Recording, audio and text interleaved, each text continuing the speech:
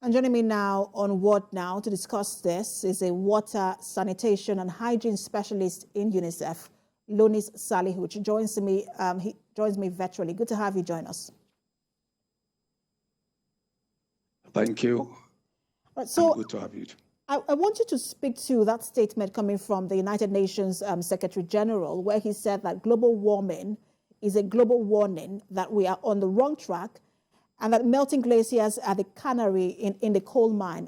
What exactly does that mean? How much of a trouble are we in when it comes to the water crisis? Yeah, thank you very much. With this statement, the glacier, of course, is like where we have water stored. And with the global warming, once this is being depleted, and because of changes in the temperatures as we have, that conservation is gradually being lost.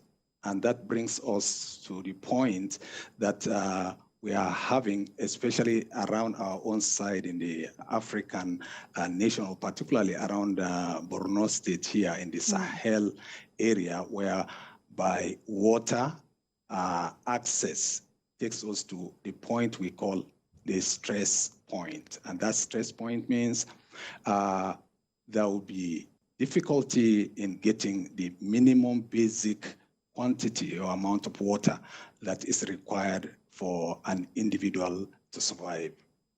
And it's interesting, you already started painting the picture of the water situation in Nigeria, and you've talked about Borno State.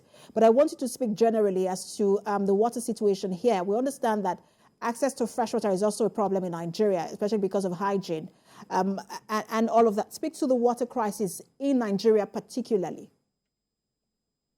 Yeah, the water crisis in Nigeria, according to the National Water Supply and Sanitation Outcome for Routine Monitoring, that is the WASH norm, presently the coverage for safe water, it stands around 68%.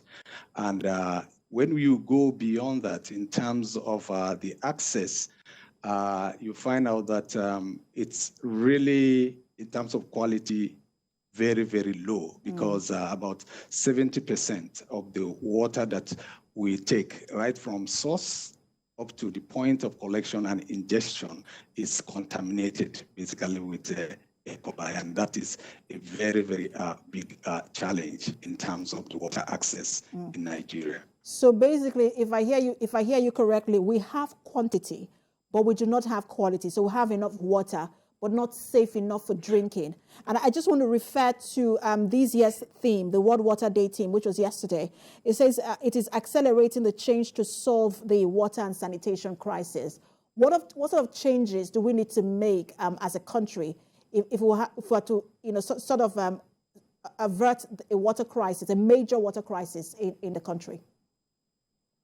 Yes, from the national point of view, we have to get it right in terms of the policy documents that we have to put in place, and then draw the implementation strategy, and then map out the financial plan that will take us to achieving the safe water service to the beneficiary in the country. So basically, we have to move quickly on this.